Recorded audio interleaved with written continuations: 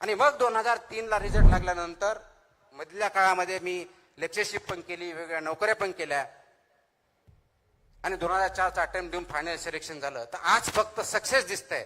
याच्या पाठीमागचे फेलियर्स, अपयश, याचा अभ्यास आपण कधी करणार आहोत का?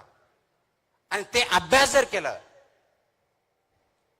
कारण आज कदाचित माझा फोटो तुमच्या समोर येत असेल, तुम्ही बघण्याचा प्रयत्न करत असेल, मीडिया छापत असेल, काही व्यक्ती बोलत असतील, कोणी चांगलं बोलत असेल, कोणी वाईट बोलत असेल, तर यश याच्या अगोदर अपयश यायलाच पाहिजे याची गॅरंटी नाही, आवश्यकता नाहीये. पण अपयश आलं आणि तुम्ही जर माझ्याशी कम्पेअर करायला लागले, त्या हिरोईनशी कम्पेअर करायला लागले, बिलियनरशी कम्पेअर करायला लागले आणि तो न्यूनगंड आला आणि त्या न्यूनगंडावरून आपण चुकीचे निर्णय घेतले, तर ते मात्र शोकांतिका या समाजाची ठरेल, तरुण वर्गाची ठरेल आणि ती शोकांतिका आपल्या सर्वांना होऊन द्यायची नाही. यासाठी हा संवाद करणार आपल्या समोर आलेलो आहे मी.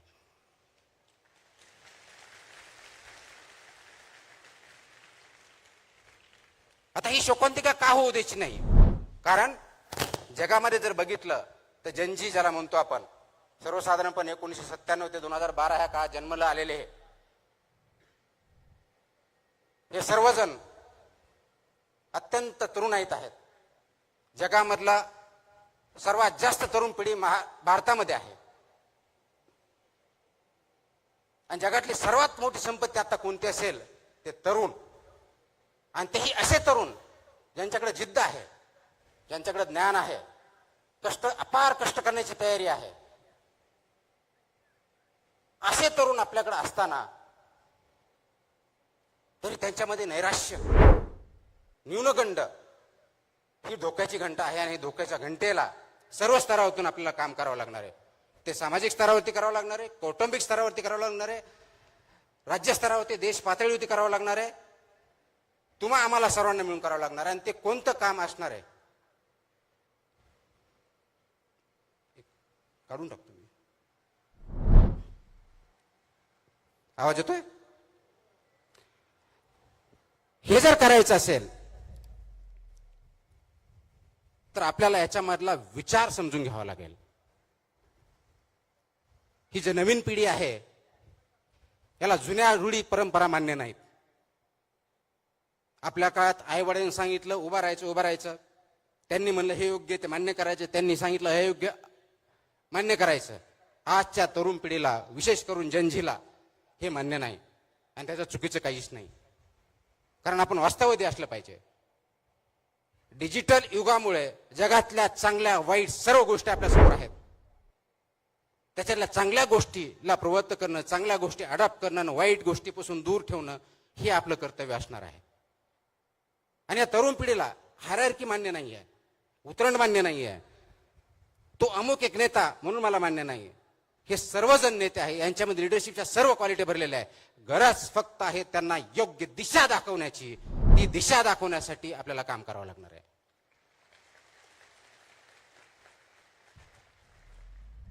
आणि म्हणून आज जी दशा आपण बघतोय, दशातून दिशाकडे कसं जायचं, आणि ही जर दिशा आपण दाखवू शकलो तर जगाला आपण दिशा दाखवून जगामध्ये आपली सार्वभौम सत्तेसारखं जगातला सर्वात पॉवरफुल राष्ट्र बनवायला जास्त वेळ लागणार नाहीये. आणि ते करण्यासाठी दिशा कशी द्यायची? कुणी म्हणेल आम्हाला नोकऱ्या भेटत नाहीत. अग्रीड, नोकरीसाठी प्रयत्न केलेच पाहिजेत. नोकरीसाठी प्रयत्न करताना, कारण नोकरी भेटली म्हणजे फक्त तुम्हाला पगार भेटत नाही, त्या पगारावर तुम्हाला प्रतिष्ठा पण भेटते, स्टॅबिलिटी पण येते, विचार पण येतात. आणि सर्वात महत्वाचं त्या नोकरीच्या माध्यमातून असेल तुम्ही समाजाला कॉन्ट्रीब्यूट करणं, तुमच्या हातून चांगलं काहीतरी घडणं हे अपेक्षित असतं. त्यासाठी नोकरी आवश्यक असते. परंतु फक्त नोकरी एवढ्या पुरतं पाठिंबा न लागता नोकरी मागण्याबरोबरच नोकरी देणारे पण तयार होणं गरजेचं आहे. कारण ती सरकारी नोकरी असेल का प्रायव्हेटमध्ये, त्याला लिमिटेशन्स आहेत. म्हणून उद्योजक पण बनवावे लागतील. पण सर्वजण उद्योजक बनू शकत नाहीत. काही जणांना शास्त्रज्ञ पण बनावं लागेल, काहींना शिक्षक बनावं लागेल, डॉक्टर बनावं लागेल, इंजिनियर्स बनावं लागेल. वेगवेगळ्या क्षेत्रामध्ये संधी आहेत. परंतु सर्वात महत्वाची जी गोष्ट आहे ती फक्त नोकरी देणं किंवा नोकरी तयार करणं एवढी नाही, तर समाजामध्ये विचार करण्याची प्रवृत्ती जोपासावी लागेल आणि वाढवावी लागेल. कारण आज फास्ट फॉरवर्ड स्क्रोलिंग, व्हॉट्सअप आलं की पुढे फॉरवर्ड करणं, या युगामध्ये आपण विचार करण्याचं थांबवलं आहे. तर विचार जो थांबवला आहे त्याला थांबवून विचार करण्याची प्रवृत्ती वाढीस घालावी लागेल. त्यासाठी आज आपल्याला विचार मंथन करावं लागेल आणि ते आपण सर्वांमध्ये बिंबवणं गरजेचं आहे.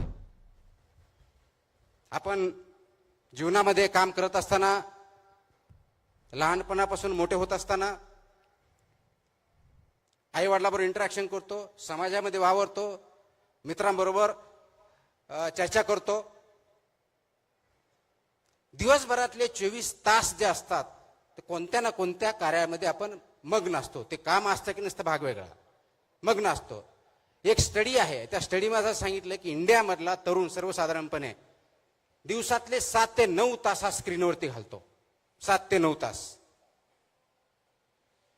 आता 7 ते 9 तास ज्यावेळेस स्क्रीनवरती घालतो, त्या स्क्रीनवरती एक स्क्रोल केल्यानंतर, एक अंगठाने एका बोटाने तुम्ही एक स्क्रोल केल्यानंतर किंवा फॉरवर्ड केल्यानंतर विचार करतो का की आज ज्या जोकवरती मी हसलोय त्याचा अल्गोरिदम ऑलरेडी तिथं टिपलं जात आहे.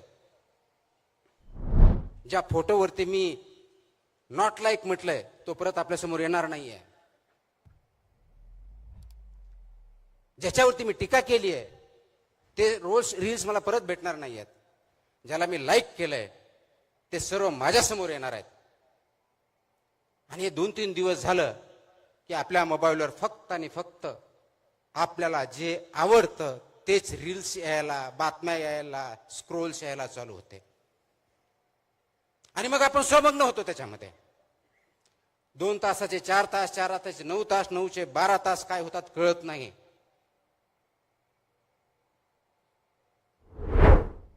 मोबाईल तुम्ही वापरत आहात का तुम्हाला मोबाईल वापरतोय, हा खरा प्रश्न आज आहे. स्क्रीन तुम्ही चालवत आहात का स्क्रीनच तुम्हाला चालवते, याच्यावरती विचार करण्याची, थांबण्याची गरज आज आपल्या सर्वांमध्ये आलेली आहे. मला वाटतं तो जर विचार आपण केला तर अनेक प्रश्न गुंतागुंतीचे जे आपल्याला वाटतात ते सरसकट सुटू शकतात.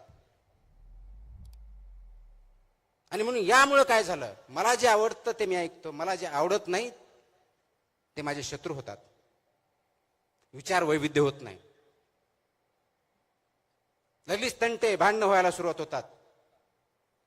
ज्यावेळेस विचार असतो त्यामध्ये विविधता असते. मला जे आवडतं त्याच्या व्यतिरिक्त कोणीही बोलला तो माझा शत्रू, मित्र दूरचा शत्रू, वादविवाद पण नाही.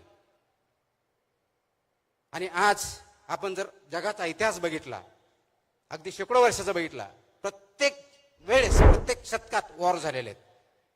कधी दगडाने झाले, कधी तलवारीने झाले, कधी बॉम्बगोळ्याने झाले, वर्ल्ड वॉर झाले, केमिकलचे वॉर झाले. आत्ताही जगामध्ये काही ठिकाणी वॉर्स चालू आहेत. पण आज सर्वात मोठं अस्त्र आणि शस्त्र आपल्याकडे जर असेल जगामध्ये आणि ते वापरलं जात असेल युद्धाच्या भूमीवरती, तर ते विचारांचं शस्त्र आहे. आणि तो विचार या रील्सच्या माध्यमातून, अल्गोरिदमच्या माध्यमातून तुमच्यापर्यंत पोहोचवला जातोय. तुमचा डोपामाइन इन्क्रीज केला जातोय. आणि हे सगळं अल्गोरिदम सिलिकॉन व्हॅलीमध्ये ज्या कंपन्या बनवतात त्यांना 100% माहिती आहे. आणि त्या अनुषंगानेच हे अल्गोरिदम बनवलेलं आहे, ह्या रील्स बनवलेल्या आहेत.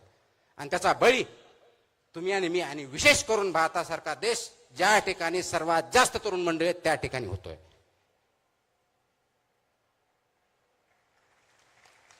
आपण गुलामगिरीच्या बद्दल बोलतो, मला स्वातंत्र्य आहे म्हणतो. स्वातंत्र्यामध्ये आपण आहोत, यस. ब्रिटिशांकडून स्वातंत्र्य भेटलं, गुलामगिरीतून स्वातंत्र्य भेटलं. पण तुमचे विचारच जर तुमचे नसतील तर तुम्ही मुक्त आहात का? का एका गुलामगिरीतून जाऊन, फिजिकल कष्टाच्या गुलामगिरीतून जाऊन विचारांच्या गुलामगिरीत तुम्ही आणि मी गुरफटले गेलोत का? याच्यावरती विचार करणं, कार्य करण्याची वेळ आलेली आहे. आणि ती आपण स्वतःहून ओढून घेतलेली आहे. त्यावरतीच आपल्याला सर्वांना काम करायचंय, जागं व्हायचंय, जागं करायचंय.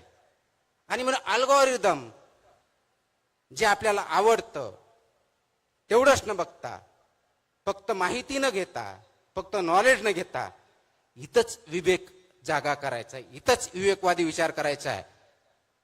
इथं थोडं थांबायचंय, पॉज घ्यायचा आहे. मी अनेक वेळेस बोलतो, पॉज घ्या. जो प्रवाह चाललाय, रील्स असेल, आपण जीवन चालत असू, घरामध्ये वागत असू, आणि सो कॉल्ड आपण वादविवाद करूचो, वाद होतच नाहीत, खूप मोठ्या प्रमाणात भांडणच होतात. विचारांची देवाणघेवाण होत नाही, फक्त देवाण होते. आपण ऐकतच नाही, फक्त आवाज करतो. ऐकण्याची सवय नाही राहिलेली. का? मला तेच बघायचे, तेच ऐकायचे, तेच करायचे जे मला आवडतं. त्या गुलामगिरीत आपण जर फसलो आहोत, तर त्याच्यातून बाहेर येण्यासाठी एकमेव मार्ग ज्ञानाच्या पलीकडे जाऊन, तो मशीन मध्ये नाही आहे, तो अल्गोरिदम मध्ये नाही आहे, तो AI मध्ये नाही आहे, आणि तो म्हणजे फक्त आणि फक्त विवेक हा आहे.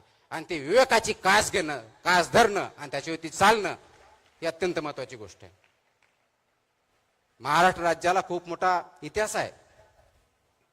या महाराष्ट्र राज्यामध्ये ज्यावेळी इतिहासाच्या बाबतीत बोलतो, संत परंपरा लाभलेली आहे, संतांचे विचार लाभलेले आहेत, खूप मोठ्या प्रमाणात समाज सुधारक होऊन गेलेले आहे. जगाला त्यांनी मार्ग दाखवला.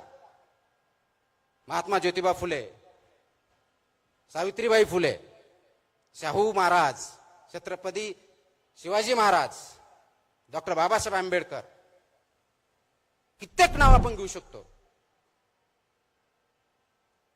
त्यांनी समाजामधल्या वेगवेगळ्या प्रतिष्ठा, चुकीच्या गोष्टी याच्या विरुद्ध काम केलं, विचार मांडले, त्याच्यासाठी शक्य अशक्य प्राय सगळ्या गोष्टी सहन केल्या. आणि आज आपण त्यांच्यामुळे पुढे आहोत. परंतु त्यांनी दाखवलेल्या मार्गावरती आपण चालत आहोत का, हा विचार करण्याची वेळ तुमच्या माझ्यावरती आलेली आहे. गुलामगिरीचे आसूड हे पुस्तक वाचलं, किंवा डॉक्टर बाबासाहेब आंबेडकरांचे अनाहिलेशन ऑफ कास्ट वाचलं, किंवा शिवाजी महाराजांचं स्वराज्याचं स्वप्न बघितलं, महात्मा गांधींचं अहिंसा सत्य हे प्रिन्सिपल जर बघितले, याच्या किती प्रिन्सिपल्स होती, तत्वावरती आपण वाटचाल करत आहोत, हा प्रश्न प्रत्येकाने स्वतःला विचारायचा आहे. जयंत्या खूप साजरा करतो, विचार, कारण जयंत्या साजरा करण्यासाठीही फक्त फूल, त्याचे रील आणि रील फॉरवर्ड याच्या पलीकडे आपण जात नाही. पण त्यांचे विचार आचरणासाठी आपण काय करतोय, हा खरा प्रश्न आहे. आणि ह्या विवेकवादी होण्यासाठी आपल्याला थोडं थांबावं लागेल. आपला जो फ्लो चाललाय त्याला स्लो करावा लागेल. मलाही अनेक वेळेस असं बोललं जातं, खूप जणांनी बोलतात आणि चांगल्या भावनेतून बोलतात, तुम्ही प्रवाहाच्या विरुद्ध का नेहमी जाता? पाण्यात नदीत राहून मगरीशी वैर घ्यायचं नसतं, हाही मला सल्ला दिला जातो. आपण सिस्टमचा भाग आहेत, तर सिस्टमची वैर घेऊन तुम्ही काय करणार, बदल्यापेक्षा दुसरं काही भेटणार नाही, हेही मला सांगितलं जातं. आणि खरा प्रश्न तिथंच आहे. ना मी सिस्टमच्या विरोधात असतो, ना मगरीशी माझं वैर असतं, ना मला कुणाविरुद्ध काही भांडण करायचं असतं. माझा प्रश्न असतो की जो प्रवाह आहे, ज्या दिशेने चाललाय, ज्या वेगाने चाललाय, ज्या उद्देशाने चाललाय, तो योग्य आहे का अयोग्य आहे, याच्यावर आपण थोडं थांबूया. 10 सेकंद, 5 सेकंद, 15 सेकंद, 30 सेकंद एवढा विचार करूया. आपण करतो का? तुम्ही स्वतःला प्रामाणिकपणे आता एक प्रश्न विचारा. एक 10 सेकंद मी पॉज घेतो. तुमच्यापैकी किती जणांनी गेल्या 24 तासामध्ये, आय रिपीट, गेल्या 24 तासामध्ये स्वतःकरिता किती सेकंद दिलेले आहेत? I repeat my question. गेल्या 24 तासामध्ये स्वतःकरिता किती सेकंद दिलेले आहेत? आणि ज्यांनी खरोखर सेकंद दिले असेल त्यांनी मला हात वरती करून दाखव. किती हात आहेत? Not even 1%. Not even 1%. आणि स्वतःसाठी म्हणजे काय?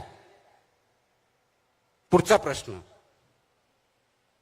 विचार करण्यासाठी. स्वतःसाठी म्हणजे झोपण्यासाठी नव्हे. स्वतःसाठी म्हणजे भांडण्यासाठी नव्हे. आणि विचार कोणता? गेल्या 24 तासामध्ये माझ्यामध्ये स्वतःमध्ये अशी कोणती वाढ झाली ज्याच्यामुळं मी स्वतःला माणूस म्हणून संबोधू? असा किती जणांनी प्रश्न विचारला? गेल्या 24 तासामध्ये मी असं काय केलं की समाजाला काहीतरी मी कॉन्ट्रीब्यूट केलं, कुणाची तरी मदत केली, कुणाचा तरी प्रॉब्लेम सॉल्व्ह केला, कुणाला तरी आनंदी केलं? का? मी सिनेमाला गेलो, मी बघितलं, मी खेळलो, हा स्वतःसाठीचा वेळ नाहीये. तुम्ही 24 तासामध्ये किती ग्रो झाला? विचाराने असेल, आचरणाने असेल, कॉन्ट्रीब्युशन समाजामध्ये चांगला बदल घडवण्यासाठी असेल. किती जण प्रश्न विचारतात. आणि जर याचं उत्तर नसेल तर त्याचा अर्थ एवढाच आहे, तुम्ही माणूस म्हणून जगत नाहीत तर प्रवाहामधला एक ओंडका म्हणून जगत आहात. जिकडं वारं जाईल, जिकडं राहिलं त्या ठिकाणी काम करतायत.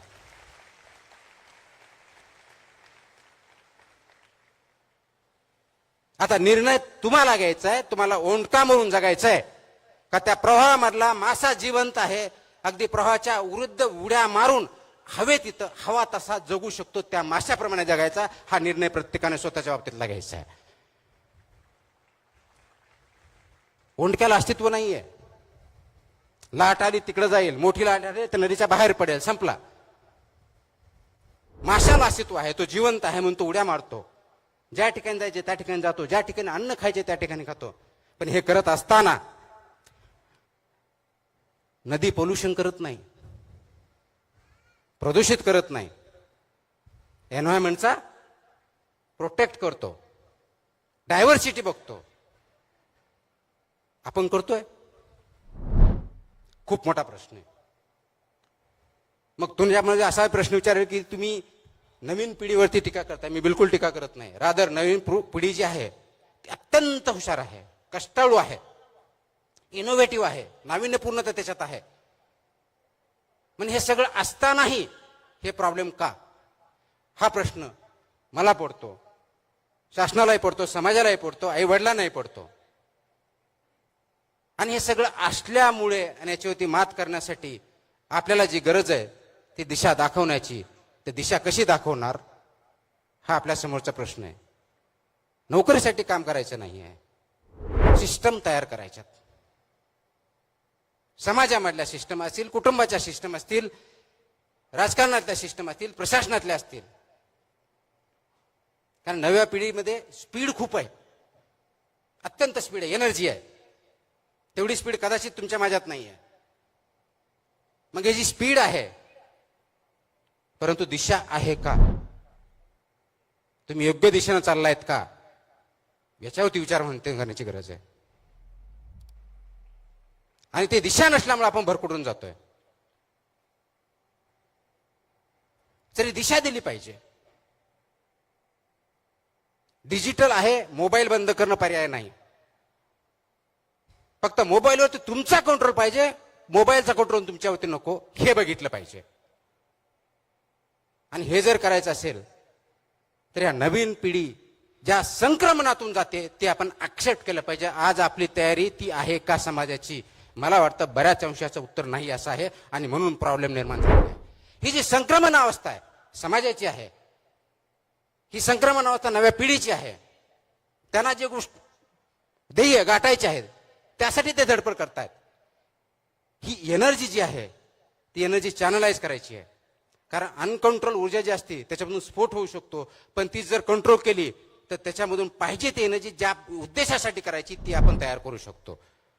ही जी नव युवक आहेत, नवीन जनरेशन आहे, त्याला ती एनर्जी देण्याची, हे संक्रमण अवस्था जाणून घेण्याची आणि त्याच्यातून त्यांच्याबरोबर चालण्याची, त्यांच्या विचार समजून घेऊन पुढे जाण्याची गरज आपल्या सर्वांना आहे आणि त्यासाठी आपण काम करणं गरजेचं आहे. हे करत असताना खूप मोठ्या प्रमाणात प्रश्न येऊ शकतात, अडचणी येऊ शकतात. आणि म्हणून जगामध्ये आता जर बघितलं तर बदलाचे वारे भयंकर आहेत. काही दिवसापूर्वी भारतामध्ये खूप मोठ्या प्रमाणावरती आंदोलन झालं आणि मी आता जसं म्हटलो त्यावेळेस त्या जनरेशनला, ज्याला जनजी म्हणतो, त्यांना लिडरशिप अशी एक हायरार्की चालत नाही. प्रत्येक जण त्याच्यामध्ये लीडर आहे. का लीडर आहे? त्याच्या अपेक्षा आहेत, आकांक्षा आहेत, ॲस्पिरेशन्स आहेत.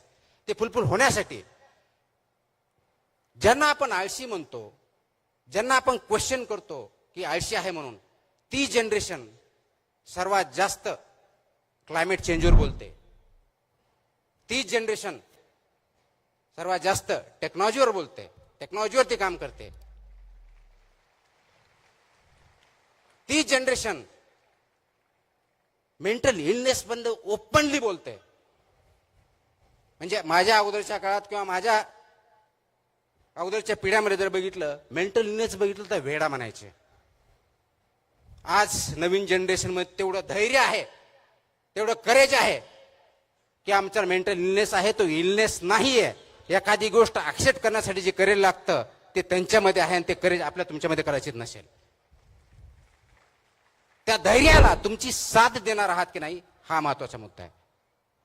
आणि मग जगामधले सर्वात मोठे जे प्रॉब्लेम आहेत, टेररिझम असेल, विचार वेगळ्या पद्धती असतील, क्लायमेट चेंज असेल, डिजिटल रेव्होल्युशन असेल, हे ऍक्सेप्ट करून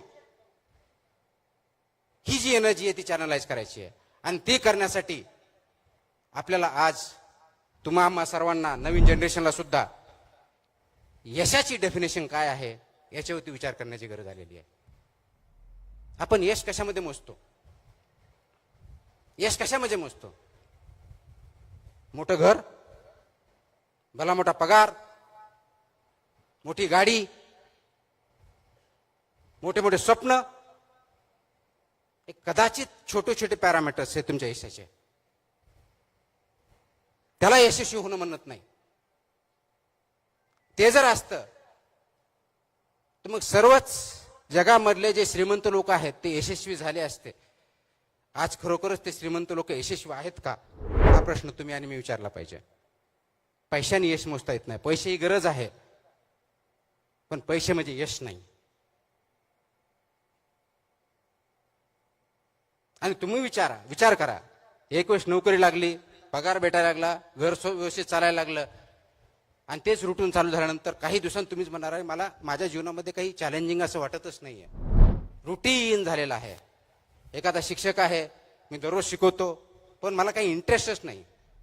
याचा अर्थ शिक्षकाचे जे गुण आहेत त्यांच्यातून निघून गेलेले आहेत. ती नोकरी म्हणून आपण काम करतोय.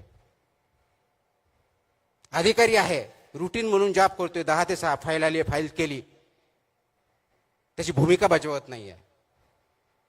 आई वडील ज्यावेळेस मुलाबरोबर बोलत नाहीत, खेळत नाहीत, इंटरॅक्शन करत नाहीत, चर्चा करत नाहीत, त्यावेळेस फक्त त्रयस्थ म्हणून मुलाकडे बघितलं तर आई वडिलांचा रोल किंवा भूमिका आपण पार पाडत नाही. याला तुम्ही यश म्हणणार आहात का? समाजामधल्या वेगवेगळ्या क्षेत्रामध्ये काम करणाऱ्या, स्तरावर असणाऱ्या लोकांच्या जीवनामध्ये पॉझिटिव्ह बदल घडवून त्यांना काहीतरी आनंद देण्यामध्ये आणि कॉन्ट्रीब्युशन करण्यामध्ये यश आहे, हा प्रश्न तुम्हाला आम्हाला पडला पाहिजे. आज गरज त्याची जास्त आहे. आपण म्हणतो हे जनरेशन सध्या खूप कनेक्टेड आहे, इंटरनेटमुळे, डिजिटल युगामुळे कनेक्टेड, सर्वात कनेक्टेड, सर्वात इन्फॉर्मेटिव्ह. एका बाजूला सर्वात कनेक्टेड जनरेशन असलेलं सर्वात लोनली जनरेशन तेच आहे. बाहेरून त्यांच्या चेहऱ्यावरचं हसू दिसतंय, व्हॉट्सअप फॉरवर्ड स्माइली दिसत आहेत, त्यांच्या आतून जी घुसमट चालली ती कधी बघणार आहोत? त्याला कधी वाचा फोडणार आहोत का? आणि ते फोडलेल्या वाचाला आपण ऐकणार आहोत का? हा आज पॅरेंट्सने आणि समाजाने स्वतःला विचारायचा प्रश्न आहे. ती घुसमट बाहेर आली पाहिजे, ते अंडरस्टँड केलं पाहिजे. आणि म्हणून तो जे ट्रान्झिशन आहे, ती संक्रमण अवस्था जी आहे ती अंडरस्टँड करून त्याच्या पुढे गेलं पाहिजे. ते करण्यासाठी विवेकवादी विचार, विवेक, तुमचं आचरण आणि त्याच्यावरती ध्येयानं धैर्यानं चालण्याची सर्वांची साथ, या दृष्टिकोनात आपल्या पावलं उचलावं लागणार आहेत. हे करत असताना कदाचित कष्ट खूप करावे लागतील. माझ्यावरती जे पुस्तक लिहिलं गेलं त्याच्यावरती थोडक्या ते पुस्तकाची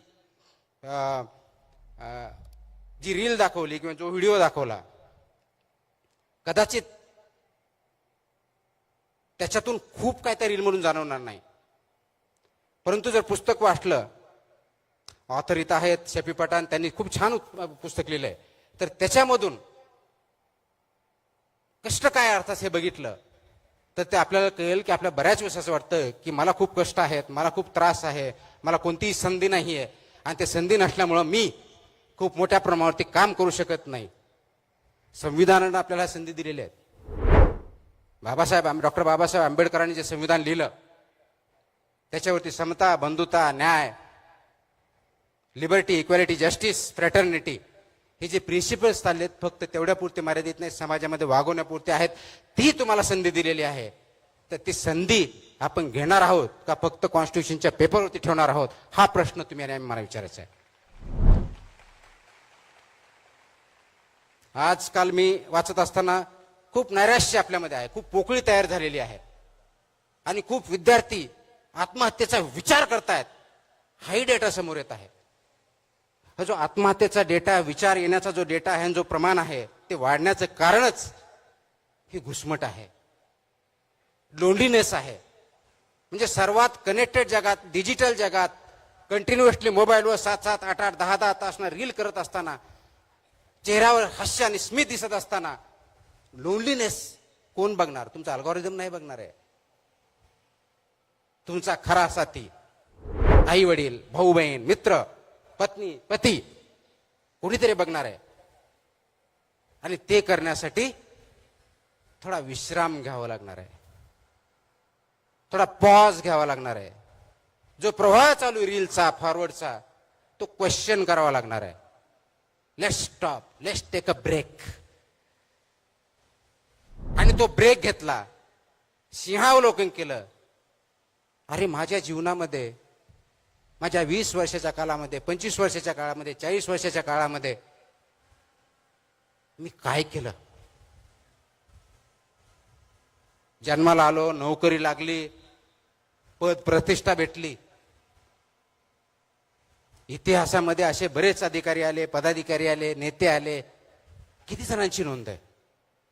सर्वात श्रीमंत माणूस